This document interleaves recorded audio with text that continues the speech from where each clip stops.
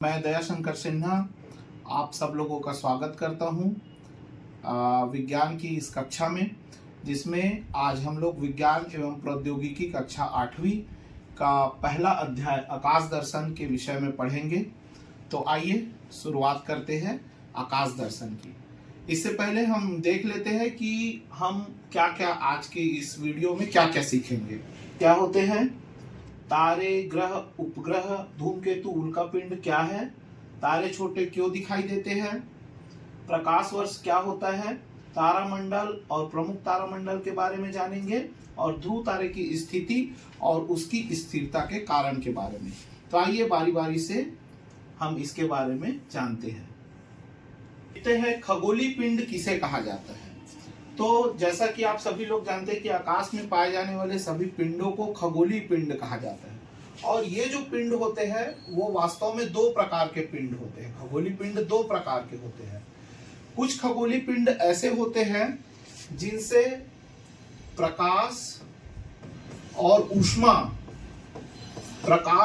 ऊष्मा निकलते रहते हैं, और कुछ खगोलीय पिंड ऐसे होते हैं जिनसे ना तो प्रकाश निकलता है और ना ही ऊष्मा निकलता है।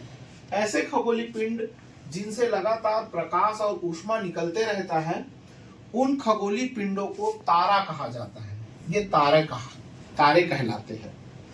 और वे खगोलीय पिंड जिनसे ना तो ऊष्मा निकलता है और ना ही प्रकाश निकलता है, वे खगोलीय पिंड कुछ ग्रह होते हैं, कुछ उपग्रह होते हैं, धूमकेतु और उल्कापिंड होते हैं।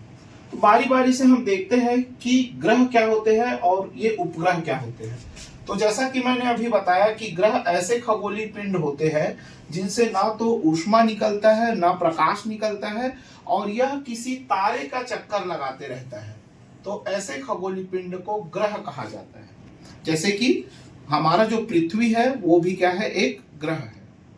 इसी प्रकार से उपग्रह क्या होता है, तो उपग्रह भी ऐसे खगोलीय पिंड है जिनसे ना तो ऊष्मा निकलता है और ना ही प्रकाश निकलता है, और वह किसी ग्रह का चक्कर लगाते रहता है। वह ऐसा खगोलीय पिंड होता है जिससे ना तो ऊष्मा निकलता है, ना प्रकाश निकलता है, और ये किसी ग्रह का चक्कर लगाते रहता है। धूमकेतु जो होता है वो बर्फ, गैस और धूल के बने होते हैं, और इसमें पूंछ पाया जाता है। इसी प्रकार उल्का जो होते हैं वो वायुमंडल में अंतरिक्ष में पाए जाने वाले चट्टान होते हैं, जो कि कभी तारा हमें छोटा क्यों दिखाई देता है उसे हम जानने की कोशिश करते हैं। बच्चों, आप लोगों ने देखा होगा कि एरोप्लेन जो होता है वो भी बहुत छोटा दिखाई देता है, लेकिन वही एरोप्लेन जब नीचे उतरता है तो वो बहुत बड़ा होता है। तो फिर कोई भी वस्तु जो दूर होती है या ऊपर से जब हम किसी चीज को नीचे देखते हैं तो वो हमें छोटा दिखाई देता है। उसके पीछे का कारण ये है कि उस वस्तु का हमारे आंख के ऊपर बनने वाला जो नयन कोण होता है, दर्शन कोण, उसका मान जब कम हो जाता है तो वो वस्तु हमें छोटा दिखाई देता है, और पास की चीज हमें वास्तविक स्थिति में इसलिए दिखाई देती है क्योंकि उसके लिए जो दर्शन कोण का मान होता है वो बड़ा होता है। टेलीस्कोप का यूज करके हम दूर की चीजों को इसलिए देख पाते हैं क्योंकि टेलीस्कोप के अंदर ऐसा प्रबंधन होता है कि वो उस वस्तु के लिए दर्शन कोण के मान को बढ़ा देता है। तो जो चीजें हमें दिखाई नहीं देते रहती आकाश की, वो चीज भी हमें टेलीस्कोप के थ्रू दिखाई दे देता है। तारे हमसे बहुत दूर उपस्थित होते हैं, और उनकी दूरी को नापने का जो पैमाना है वो है प्रकाश वर्ष। हम दो ग्रहों के बीच की दूरी या तारे से ग्रह के बीच की दूरी को प्रकाश वर्ष से नापते हैं। प्रकाश की चाल जो होती है वो 3 लाख किलोमीटर प्रति सेकंड होती है। तो प्रकाश जो है वो एक वर्ष में जितनी दूरी तय करता है उस दूरी को प्रकाश वर्ष कहा जाता है, जिसका मान जो होता है वो होता है 9.46 × 10⁻12 किलोमीटर, या इसी को हम बोल सकते हैं 9.46 ट्रिलियन किलोमीटर। तो किसी तारे से प्रकाश को आने में, किसी ग्रह तक आने में जितना टाइम लगता है उस टाइम को ही प्रकाश वर्ष के नाम से जाना जाता है। जैसे कि फॉर एग्जांपल हमारा जो सूर्य है उसके प्रकाश को पृथ्वी तक आने में 8.3 मिनट लगता है। तो कहने का तात्पर्य ये होगा कि सूर्य जो है वो हमारी पृथ्वी से 8.3 प्रकाश मिनट दूरी पर स्थित है।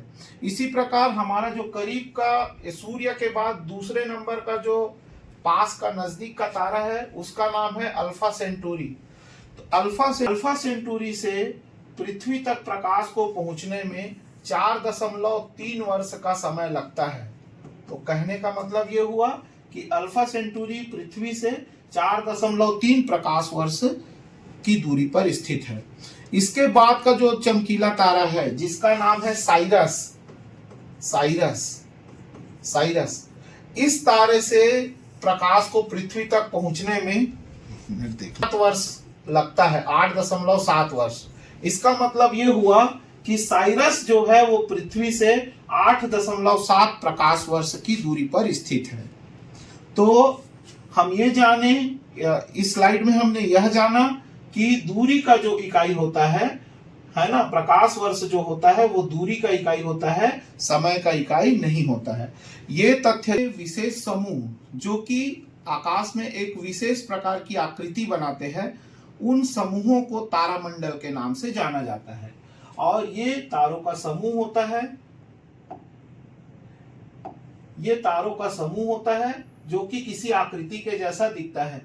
प्रमुख तारामंडल में हम ओरियन, जिसको मृग तारामंडल के नाम से भी जाना जाता है, और सप्तऋषि तारामंडल जिसे बिग डिपर के नाम से भी जाना जाता है।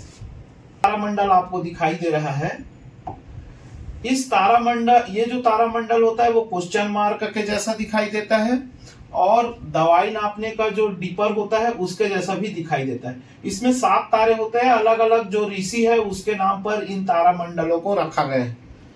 अब इसका जो ये तो सामने का जो 2 तारे हैं, ये जो सामने के जो 2 तारे हैं, ये वाले, ये दोनों, इन दोनों तारों को संकेतक तारा के नाम से जाना जाता है। ये दोनों तारे संकेतक तारे कहलाते हैं। और इन दोनों तारों को लेकर के अगर आप सीधी रेखा की तरफ जाएंगे तो यहाँ पर एक बड़ा चमकीला तारा उत्तर दिशा में आपको दिखाई देगा। इसी तारा को ध्रुव तारा के नाम से जाना जाता है, और इस तरीके से हम ध्रुव तारे की पहचान करते हैं। प्रश्न ये उठता है कि ध्रुव तारा जो होता है वो हमें स्थिर क्यों दिखाई देता है? उसका कारण ये है कि ये जो हमारी पृथ्वी है और उसका ये जो अक्ष है जिसके इर्द गिर्द ये पूर्व से पश्चिम की ओर घूमते रहता है बाकी जितने तारामंडल होते हैं। लेकिन ये जो ध्रुव तारा है वो आप देखेंगे पृथ्वी की घूर्णन अक्ष पर स्थित होता है, जिसके कारण यह तारा हमें पृथ्वी से स्थिर प्रतीत दिखाई देता है। पूरे वीडियो को अच्छे से देखा होगा तो आप बता पाएंगे कि खगोलीय पिंड किसे कहते हैं, प्रकाश वर्ष किसे कहा जाता है, ध्रुव तारा स्थिर क्यों दिखाई देता है, और तारामंडल किसे कहते हैं। ये 4 जो क्वेश्चन हैं वो क्वेश्चन परीक्षा के दृष्टिकोण से बहुत ही महत्वपूर्ण है। तो इस वीडियो के बाद आपको कुछ गृह कार्य भी दिया जा रहा है, इसको आपको करना है। तो आकाश में देखे गए तारों का चित्र बनाइए। तो आकाश में आप जो भी तारे देखेंगे उसका चित्र बनाएंगे। ध्रुव तारे की दिशा की पहचान करना है, और खगोलीय आपको वर्णन करना है।